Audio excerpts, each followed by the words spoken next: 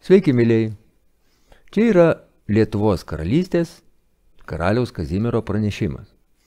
Pats karalius praneša, nes svarbus labai įvykis.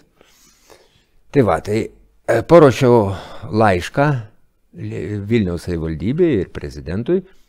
Jiem nusinčiau be komentarų, jums įskaitysiu su komentarais.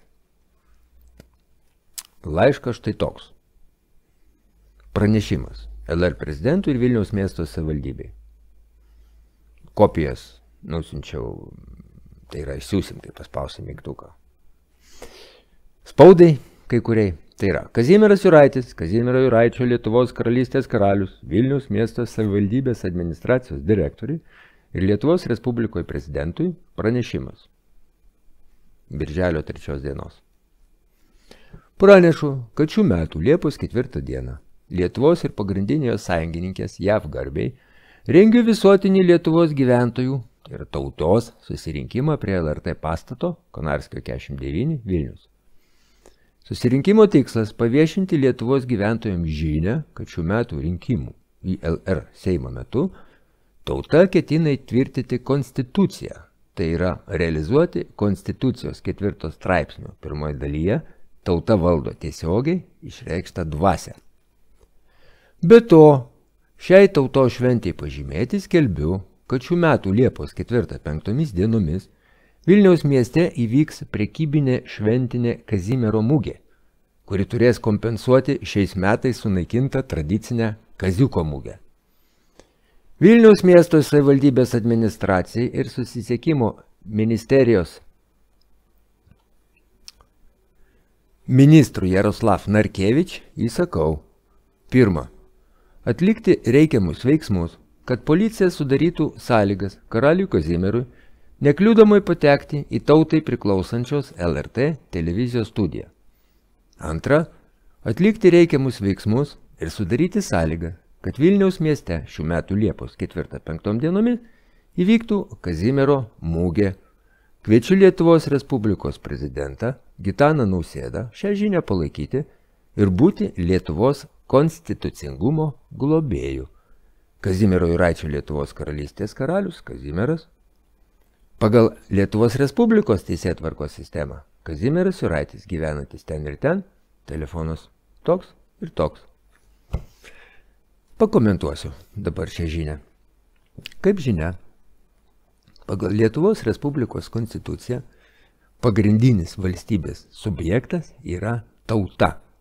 Taigi, šią logiką vadovaujantis tauta ir yra valstybė su visais jai atributais. Tai yra teritorija, valdžia, kalba, ten sienos, ir visais kitais ten pridėtiniais dalykais. Tai štai. Kažkaip mes įpratome manyti, įpratino mus savo ten valdžią užgrobę visokie smulkus parazitai, banditėliai, įpratino mus matyti sukčiavimo būdu, kad LRT, tai yra valstybinė, tai yra tautos televizija, priklauso nuo kažkokių tai tarybų, nuo ten kažkokių tai ten. Vienu žodžiu, kas netingi ten įstato savo kažkokius atstovus, kas netingi ten nusprendžia kažką, tai daro. O jeigu valstybė, tai yra tautai priklauso, tai mes galim nekliudomai ir vesti, transliuoti tas žinias. Tautos, tai yra valstybės televizijoje. Dar yra viena tokia naujiena, kurią visokie sukčiai, melagiai ten kažkokie, ten klaunai visokie cirkų, transliuoja pastoviai tautai, tai yra valstybei, tai yra mums, kad visuomeninė televizija, tai ne valstybinė, visuomeninė, aiškiai tauta vėl, o kas ta visuomenė, vėlgi tie sukčiai pasivadino visuomenė, kai nori valdžia, kai nori visuomenė. Va, paskutinį kartą, kai Kazimieras Juraitis, kaip dainininkas, dainavo toj televizijoje, tai ten kažkokios moteriškės apsivelkusios privačių saugos tarnybų uniformom, kažką tai leidžia, ką neleidžia. Tai štai remdamasis Lietuvos Respublikos konstitucija ir įstatymais, kuris sako konstitucija, kad kiekvienas žmogus, o juolab valstybė, tai yra tauta, turi teisę nekliudomai reikšti savo nuomonę. Bet to įstatymuose parašyta, kad ne kažkokios tarybos ten savininkai yra LRT, o susisiekimo ministerija. Tai yra kurios ministras Jaroslav Narkevič. Tai man kaip karaliui šypsena kelia tokie jų žaidimėliai. Štai kodėl prašau policijos, kad nebūtų jokių ten spekulacijų, jokių provokacijų. Policija turi, kaip ir kitos valstybinės įstaigos, tarnauti žmonėm. Jo labiau, kad žmonės šiuo atveju yra valstybė. Mes konstituciją ketiname įtvirtinti. Valstybė šiuo atveju.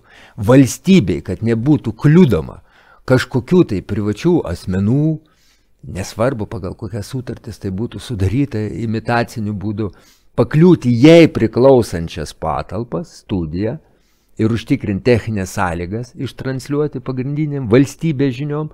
Štai kodėl įsakau kviesti policiją. Kodėl įsakau? Nes valstybė ir gali įsakinėti. Jau karalius valstybės, ar ne? Karalystės.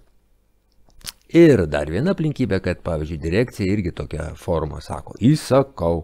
Tai čia, taip sakant, įprasta biurokratinė, kanceliarinė kalba. Tai kviečiu visus prekybininkus, Kaziuko mugės dalyvius. Aišku, ir prezidentą Nausėdą kviečiu palaikyti. Na, nėra kilnesnio tikslo, kaip įtvirtinti ir garantuoti Lietuvos konstitucijos dvasia, kad gyventume mes Lietuvos valstybė. Tai kviečiu visus palaikyti šią žinią, jau iš anksto pradėti džiūgauti, tam ruoštis. Be abejo, mes transliuosim tiesiogiai, kaip mums padeda policija savo turtą, žiniasklaidą atsimti. Pranešime miniu, kad tai čia yra mūsų pagrindinio strateginio partnerio, JAV, Jungtinių Amerikos valstijų, nepriklausomybės deklaracija yra pasirašę 4 dieną. Ten didžiuliai įvykiai vyksta. Kviečiu palaikyti visus mūsų sąjungininką. Ten pas juos irgi sprendžiasi ne tik jų, bet ir viso pasaulio likimas. Nuo jų baigties. Ten yra lyderiaujanti valstybė, mūsų pagrindinis sąjungininkas pasaulyje. Kviečiu visus palaikyti, išlaikyti džiugę nuotaiką, dvasios rimtį, ramybę ir šitoj šventiniai nuotaikoje visus dalyvauti šioje didžioje ir atmintintoje jau šventėje. Iki susitikimų.